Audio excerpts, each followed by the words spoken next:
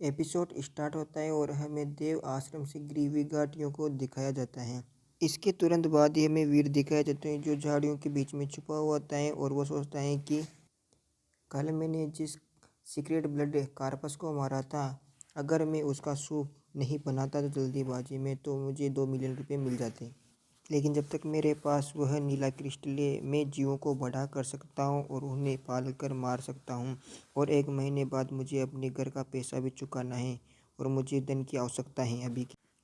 तभी वीर को अचानक कुछ नजर आता है। अरे ये तो टिड्डा है।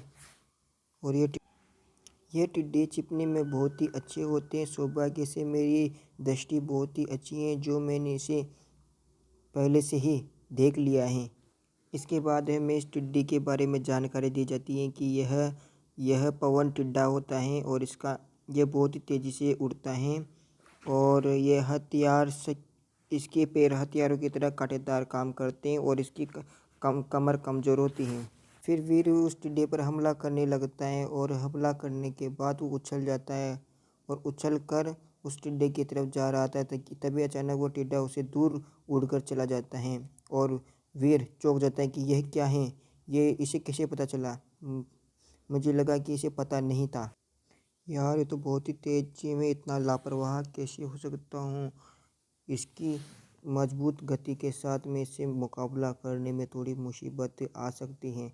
और वह टिड्डा वीर के ऊपर भी हमला कर देता है, लेकिन उसकी मतलब यानी कि उसकी डेविल सोल पर भी किसी प्रकार का कोई फर्क नहीं पड़ता है और उसकी कवच बहुत ही शक्तिशाली था। इसके बाद में वो ज़ोर से चिल्लाकर उस टिड्डे के ऊपर हमला कर देता है और उसे मारकर नीचे गिरा देता है और फिर उसे सूचना मिलती है कि आपने सफल शिकार किया गया, आपने पवन मंटिस को मार दिया है और आपको कोई पशु आत्मा प्राप्त नहीं हुई। 0 से 10 तक जीन अंक प्राप्त करने के लिए इसका मांस या खून पिए। इस डेविल सोल कवच के साथ तो मैं किसी से भी लड़ सकता हूँ और मैं किसी को भी मार सकता हूँ। और फिर इसके बाद में वीर खचाखच लोगों को मारने लगता है और जल्दी जल्दी यानी कि ये टिड्डों को मारने लगता है और जल्दी जल्दी से मारता है।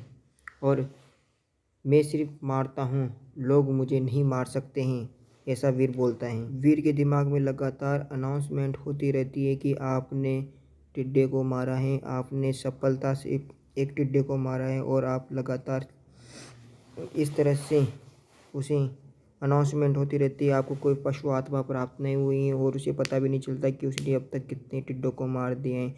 और देखते देखते बहुत सारे टिड्डे उसकी तरफ आने लगते हैं और वो सोचता है कि लो अभी मैं इन सबको मार देता हूँ। और वो बहुत ही ज़्यादा तरीके से उन पर हमला करता है और उसे पता भी नहीं रहता उसने क्या कर रहा है क्या नहीं कर रहा, लगातार खचाखच मार। इसके बाद में से अचानक से ही व्यू चेंज हो जाता है और हमें किसी व्यक्ति की परछाई दिखाई जाती है। अरे ये तो जय सहगिल को दिखाया जाता है और फिर यह सोचता है कि लेकिन मुझे यहाँ पर देव आश्रम में भेज दिया गया है, ना तो मैं यहाँ पर अपने परिवार और किसी को जानता हूँ। अगर यह अवनी शेरगिल के आदेश के लिए नहीं होता तो मैं यहाँ कभी भी नहीं आता।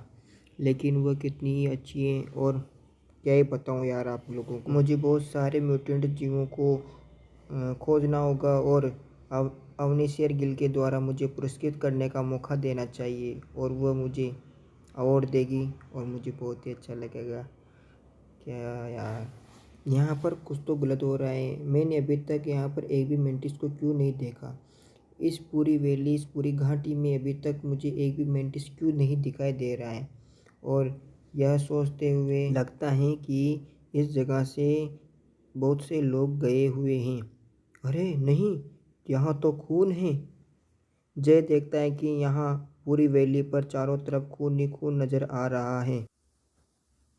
यह खून तो बहुत ही गहरा दिखाई दे रहा है। ऐसा लगता है कि यहाँ बहुत बड़ी सेना को जुटाया गया है इन टिड्डों को मारने के लिए।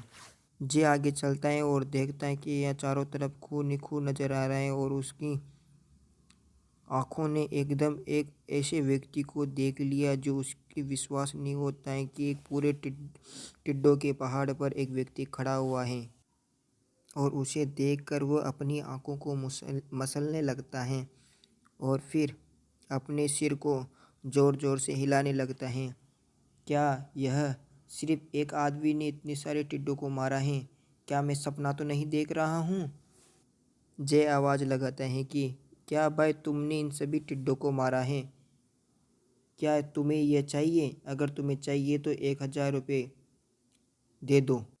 फिर वीर सोचता है कि अरे मैं तो भूल ही गया टिड्डों को मारने में कि मैं इतने सारे टिड्डों का करूँगा क्या, और मैं इनको खा भी तो नहीं सकता हूँ, ख़त्म भी तो नहीं कर सकता हूँ।